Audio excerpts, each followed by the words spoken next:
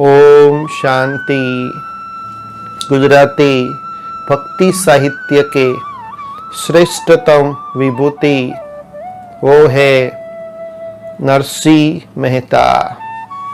तो उनके ऐसे कई जीवन वृत्तांत के अंदर प्रसंग है जो शायद आप नहीं जानते होंगे, जो जानने योग्य है, इसलिए यह वीडियो बनाया है। तो अंत तक ये वीडियो आप देखते रहना। तो आप सभी ने अवश्य ही यह पंक्ति सुनी होगी कि वैष्णव जन तो तेने कहिए जे पीड़ पराई जाने रे। तो ये जो पंक्ति है उसमें आरंभ होने वाले पद में नरसिंह मेहता ने सार तत्वों का संकलन किया है, जिससे उनकी जो दीर्घ दृष्टि है, अंतर दृष्टि है और उनका सहज मानवीय जो भाव है इसमें प्रकट होता है, दर्शन होता है।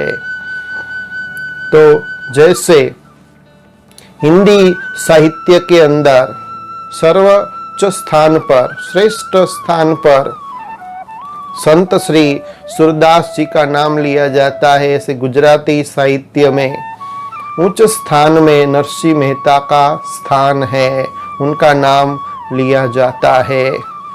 और सर्वाधिक वो लोकप्रिय हुए वैष्णव कवि के रूप में। उनका परिचय ये है कि उनका जन्म गुजरात प्रांत में जूनागढ़ के नजदीक तलाजा गांव में हुआ था। उनके पिता कृष्ण दामोदर वो वडनगर के नागर कुल के उच्चतम ब्राह्मण थे और बचपन से ही एक ऐसा प्रसंग है कि बचपन से ही उनको संत का संग लगा था, जैसे कि उनको एक व्यसन हो गया था। और उनके जीवन वृत्तांत में ये भी एक बात है कि जब वो बिल्कुल छोटे थे, केवल 8 साल के थे, तब वो गूंगे थे। तो जब संतों का संग लगा उसे, तो संत ने उसको आवाज दी, उसका वरदान दिया, जिससे उनको बचपन से ही संत का संग बहुत अच्छा लगता था। नित्य रोज रोज जब भी समय मिले वो भजन कीर्तन में बैठ जाते थे और सर्वाधिक वो अधिक से अधिक कृष्ण भक्ति, कृष्ण लीला में वो हमेशा रमण करते थे, कृष्ण को याद करते रहते थे। तो उनके जो भाई है और उनकी जो भाभी है, तो उनके साथ वो रहते थे, क्योंकि बचपन से ही उनके पिताश्री का अवसान हो गया और उनको जीवन में बहुत कुछ दुख कष्ट सहन करने पड़े। तो जब अपने भाई के साथ वो रहते थे तो अधिक समय वह कृष्ण भक्ति के अंदर भजन कीर्तन में व्यतीत करते थे। जो भी जीवन निर्वाह के लिए कुछ भी काम नहीं करते, इसलिए उनकी जो भाभी थी वो कटु वचन बोलती थी, तो ताना मारती रहती थी। तो एक बार क्या हुआ कि ऐसा उनको ताना मारा, कटु वचन इनको कहे, तो उनको अच्छा नहीं लगा और वो घर छोड़कर चले गए। जूनागढ़ के अंदर एक दूर पुराना शिव मंदिर के पास रह कर के 7 दिन वहां रहे और वो शिव जी की आराधना करने लगे। ऐसी आराधना में मग्न हो गए, हाथ में मशाल थी और भूख प्यास से वो आराधना कर रहे थे और जिगरी उनकी आराधना थी। शिव स्मृति के कारण, भक्ति के कारण साक्षात शिव जी प्रसन्न हो जाते हैं और उनको गोलोक माना, वृंदावन के अंदर जो कृष्ण लीला में रास लीला दिखाते हैं, उसका साक्षात्कार उन्होंने करवाया। और सारा ही उनका जो हाथ था जिसमें मशाल उन्होंने पकड़ी थी, वो सारा हाथ ही जल गया, लेकिन उनको जरा भी लेस मात्र भी इसका आभास नहीं था। तो जब वाहन में आए, साक्षात्कार से बाहर जब निकले, तब श्री कृष्ण ने उनको स्पर्श के द्वारा पहले जैसा हाथ था वैसा ही कर दिया। तो ऐसे तो उनके जीवन में बहुत ही उल्लेखनीय और सुनने जैसे प्रसंग है। कैसे कैसे श्री कृष्ण जी ने उनको हर कदम में मदद की है। नरसिंह मेहता के जीवन के ऐसे ऐसे प्रसंग है जो सुनने से आपको नशा चढ़ जाएगा। आपको पता पड़ेगा कैसे भक्तिमय होने से, भजन कीर्तन दिल से करने से प्राप्ति होती है। भगवान सारी ही व्यवस्था भरण पोषण तक वो कर देता है। तो जब उनके भाई भाभी नरसिंह मेहता की चिंता करते और उनको लगता है कि इनकी शादी ही करवा देते, जिससे घर संसार की जिम्मेवारी आएगी उनके सर के ऊपर, तो आप वो कमाई करने के लिए जाएंगे। तो उनकी शादी मानिक बाई से करवा देते हैं। तो शादी के बाद भी वही स्थिति रहती है, वही भजन कीर्तन, और अधिकांश समय वो संतों के संग में रहते थे, कृष्ण लीला में हमेशा रमण करते थे और एक जगह पर वो बैठे रहते थे। तो उनकी पत्नी भी नाराज होती थी, उनको बारंबार कहती थी कि आज आप घर संसार को चलाने के लिए, भरण पोषण निर्वाह चलाने के लिए, कुछ कमाई के लिए जाओ, परंतु वो सुनते नहीं थे। कोई भी उनके शब्द का प्रभाव उनके ऊपर नहीं होता था। तो एक दिन तो धीरे धीरे ऐसे समय बीतता गया और घर में उपवास की स्थिति आई। तब उनकी पत्नी उनको कहती है कि अभी तो आप भरण पोषण के लिए कुछ कमाई करो। तब नरसिंह मेहता उस समय उनकी पत्नी को कहते हैं कि मुझे कोई कमाई नहीं करनी है, मेरी सारी आस्था विश्वास प्रभु के ऊपर है और सारा ही भरण पोषण वही करेंगे, मेरी सारी व्यवस्था वही करेंगे। तो उनका जो विश्वास होता है, उनकी जीत होती है, विजय होता है।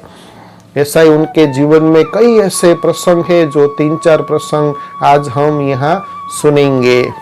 तो शादी के बाद उनके वहाँ पुत्र और पुत्री का जन्म होता है और वो भी दोनों बड़े हो जाते हैं, शादी के लायक हो जाते हैं। पुत्र का नाम सामलदास होता है और पुत्री का नाम कुंवरबाई होता है। और दोनों का जो विवाह होता है वो प्रभु कृपा से ही संपन्न होता है, क्योंकि नरसिंह मेहता के पास कुछ भी नहीं था, परंतु एक प्रभु के प्रति, कृष्ण के प्रति इतनी आस्था थी, विश्वास थी और वो दिल से भजन कीर्तन आराधना करते थे। तो सारी ही उनकी जो विवाह, दोनों के विवाह की सारी व्यवस्था भगवान जी ने की।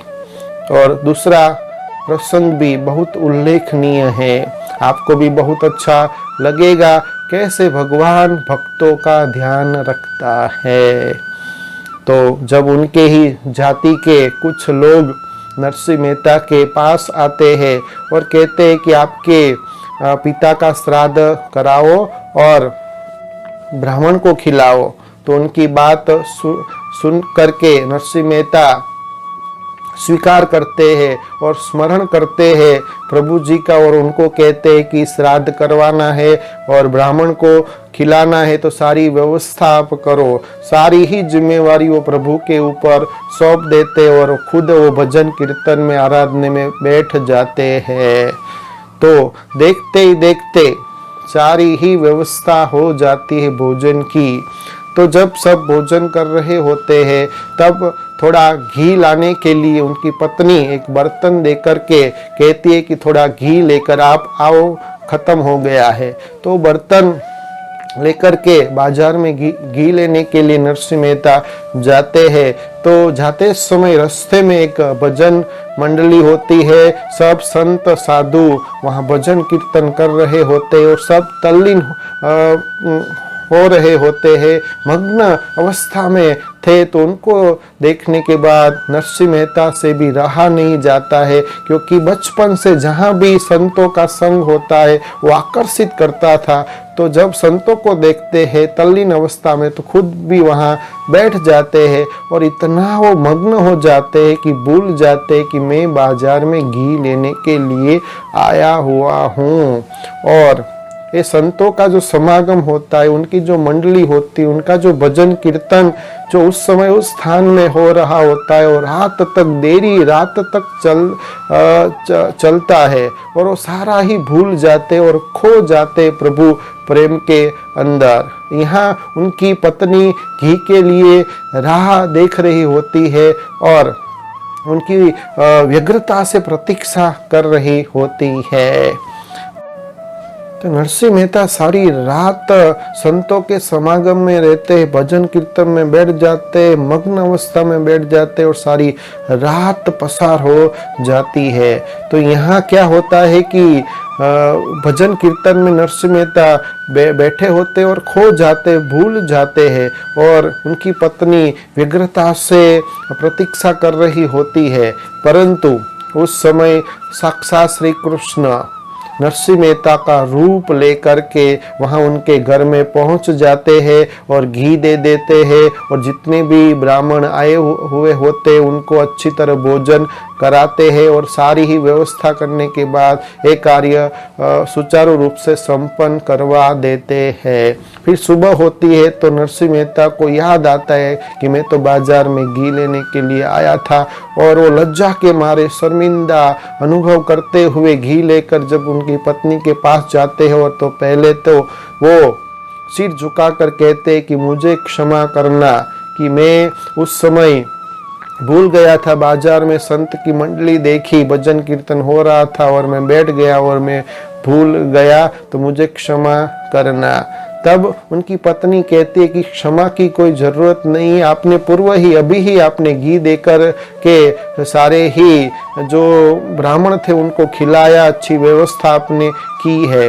तब नरसिंह मेहता उनकी पत्नी को कहते हैं कि आप तो बहुत भाग्यशाली हो, भाग्यवान हो, वो तो मैं नहीं था, वो तो साक्षात श्री कृष्ण जी थे, वो मेरा रूप लेकर आपके सामने आए थे और ये सारी व्यवस्था वो करके गए थे। मैं तो सारी रात भजन कीर्तन में बैठ गया था, भूल गया था, अभी मैं घी लेकर आया हूँ। तो ये सुनने के बाद उनकी पत्नी भी आश्चर्य के सागर में डूब जाती है। तो ऐसे ऐसे प्रसंग जो आपने सुना कि कैसे सारी व्यवस्था प्रभु जी ने की, तो ऐसे ही एक और प्रसंग मुझे याद आता है कि एक बार उनका जो भाई था, भाई के साथ नरसिंह मेहता तीर्थ यात्रा के तरफ जाते हैं।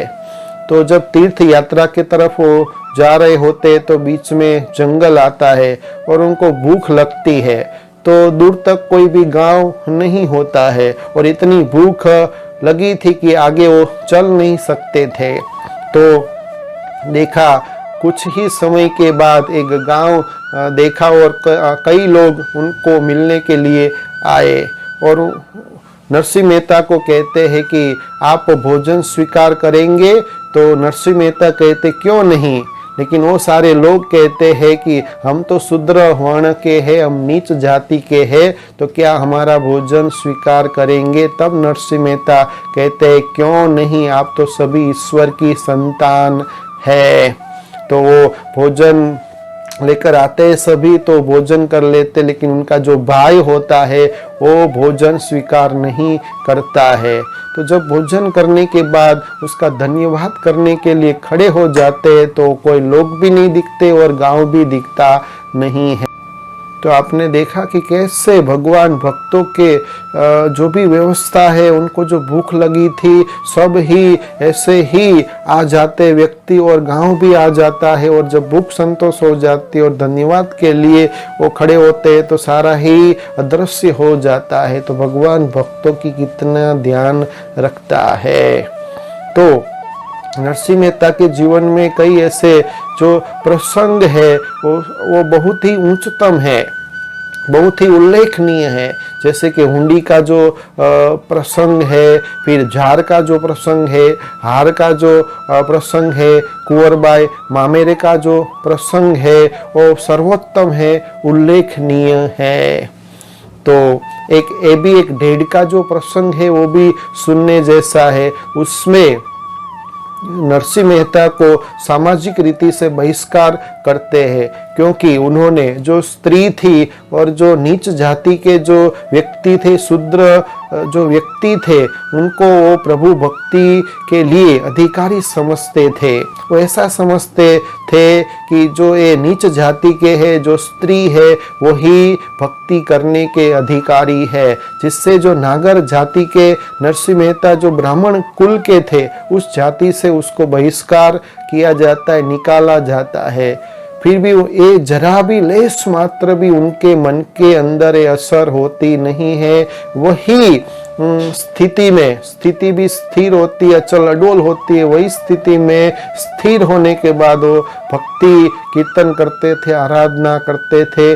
जरा भी असर ऐसी परिस्थिति की, ऐसी बात की उनके ऊपर नहीं होती थी। नरसिंह मेहता के जीवन वृत्तांत में हुंडी का प्रसंग भी सुनने जैसा है कि एक बार जो संत थे, साधु की मंडली थी, वो द्वारका के तरफ रवाना हो रहे थे। तो उसके पहले नरसिंह मेहता को मिलते हैं और नरसिंह मेहता को कहते हैं कि आप तो प्रसिद्ध व्यक्ति हो, तो आपकी नाम की हुंडी हमको दो। तब नरसिंह मेहता उनको कहते हैं कि मैं तो एक गरीब ब्राह्मण हूँ, मेरे पास कुछ नहीं है, और द्वारका में भी मैं किसी भी सेठ को पहचानता नहीं हूँ। वो मना करते, मैं आपको हुंडी मेरे नाम से नहीं दे सकता हूँ। तब संतों के आग्रह से, विनंती से फिर से संत कहते हैं। तब नरसिंह मेहता मान जाते हैं और उनके नाम की हुंडी देते हैं। और हुंडी स्वीकार करने का नाम जो है वो सावलसा सेठ उसमें लिखते हैं, उसका टीका वो लगा देते हैं। असल में सावल का सेठ नाम का कोई भी व्यक्ति द्वारका में होता नहीं है। तो वो हुंडी जब उनकी नाम की दे देते हैं, तो यहाँ हुंडी एक डिमांड ड्राफ्ट की तरह होता है कि जब यात्रा में जाते हैं तो चोरी का भय नहीं रहता है और उनके पैसे वो सुरक्षित रहते हैं। तो सब संत साधु द्वारका पहुंचते तो सावलसा सेठ नाम का कोई भी व्यक्ति सेठ होता नहीं है। तो सब नाराज हो जाते हैं और सभी कहते हैं कि जो हमने 500 रुपया नरसिंह मेहता को दिया है तो सब उनके पास से ही आप लेने जाओ। तो यहाँ भी जो 500 रुपये हुंडी के नाम से उनको मिले थे, तो सारे ही पैसे के वो सामग्री भोजन की ले लेते हैं और भोजन का भंडारा शुरू कर देते और सबको प्रेम से भोजन कराते हैं। तो एक जो वृद्ध होता है सब समाप्त हो जाता है।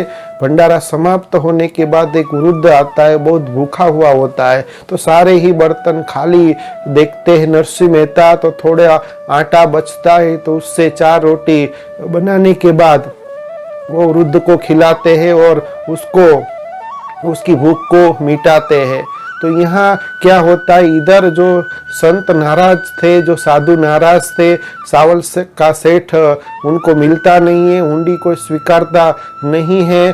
तब साक्षात प्रभु जी श्री कृष्ण जी सावल सा सेठ का रूप लेकर के वहाँ आ जाते संतों के सामने और कहते मैं ही सावल सा सेठ हूँ। और उनके साथ से जो रोक होती है, जो हुंडी होती है, वो स्वीकार हो जाती है, पैसे मिल जाते हैं।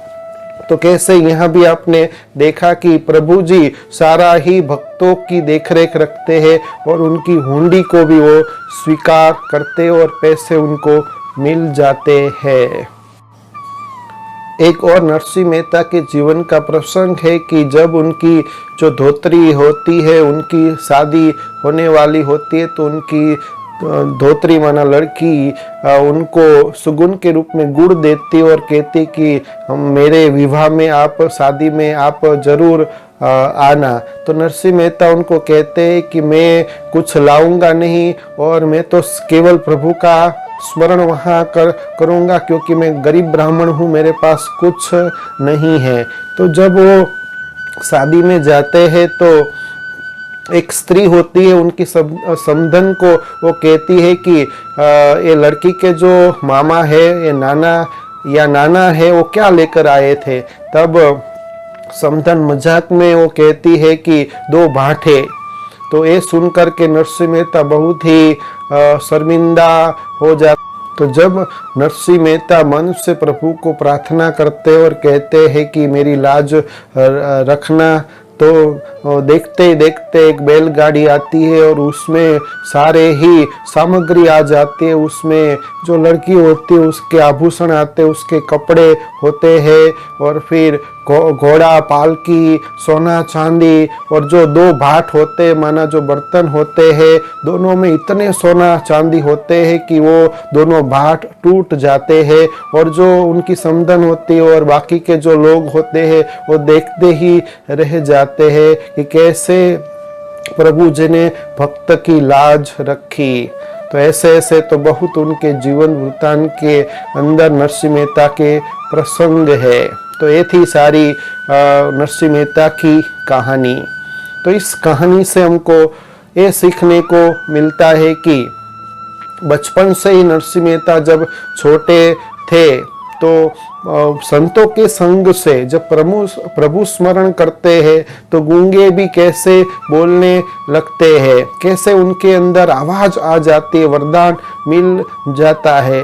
और दिखाया कि उनके जो बच्चे होते उनका भी विवाह, उनकी सारी व्यवस्था प्रभु जी करते हैं। और जब वो तीर्थ यात्रा में अपने भाई के साथ जाते हैं तो उनकी जो भूख होती है वो भी प्रभु जी मिटा देते हैं। उनकी धोत्री का जो शादी होता है उसमें भी सारा ही जो व्यवस्था, उनकी लाज रखते, उनकी जो हुंडी होती है वो भी प्रभु जी सावल सा सेठ बन करके उनकी हुंडी स्वीकार करते हैं। तो जब प्रभु के ऊपर सच्चे दिल से विश्वास से उनको याद करते, निरंतर याद करते हैं, तो कितना भक्तों का ध्यान रखता है। तो इस कहानी से नरसिंह मेहता के प्रसंग से हमको ये सीखना है कि जो भी है उनको प्रभु को ही सर्वस्व मानना है, अधिकांश समय उनको ही याद करना है, व्यर्थ बातों में, परचिंतन में टाइम वेस्ट नहीं करना।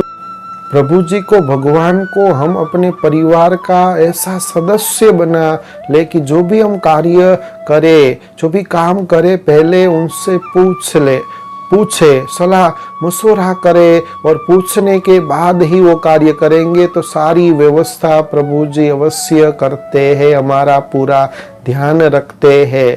तो ये जो कहानी नरसिंह मेहता की हमने सुनी, उनके जितने भी प्रसंग है उसकी जिम्मेवारी स्वयं प्रभु जी भगवान लेते हैं। तो हमारी भी क्यों नहीं लेंगे, हम भी पूरी श्रद्धा और आस्था के साथ। ऐसा नहीं है कि सब छोड़ छाड़ कर कीर्तन भजन में लग जाना है, परंतु सब कुछ करते, कमाई करते भी प्रभु जी को पूछ करके आप जो भी व्यवस्था करेंगे, काम करेंगे, तो प्रभु जी की शक्ति भी उसमें ऐड हो जाती है। क्योंकि प्रभु जी को हजारों हाथ वाला कहा जाता है। जो भी परिस्थिति विघ्न आती है, जब प्रभु जी के नाम लेकर वो काम किया जाता है तो उसमें कोई भी विघ्न आता नहीं है, सुचारू रूप से सारी व्यवस्था हो जाती है। और जो भी कमी पेशी रहती वो भी प्रभु जी दूर कर देते हैं और सभी को संतुष्ट करते हैं। इसलिए हम पक्का करें, जो भी कार्य करें, काम करें, प्रभु को याद करें और सारी ही अपनी जो जिम्मेवारी है, बोझ है, उनको दे दे और खुद हल्का हो जाए। क्योंकि बोझ लेने वाला वो है, सिर्फ हम हल्के हो जाए, मन से उनको सब कुछ सौंप दे और पूरा विश्वास और श्रद्धा आस्था रखे। और जब दिल की लगन होती है और तल्लीन अवस्था में जब प्रभु जी को हम एकमय हो करके भक्ति भाव से उनको याद करते, उनके नाम का स्मरण करते हैं, उनके स्वरूप को देखते हैं, तो हमारे सारे ही कार्य सफल हो जाते हैं। हमको थोड़ी मेहनत में बहुत कुछ प्राप्ति होती है, मेहनत भी हमको नहीं लगती, एक खेल लगता है। तो ये थी आज की कहानी। अच्छा, ओम शांति।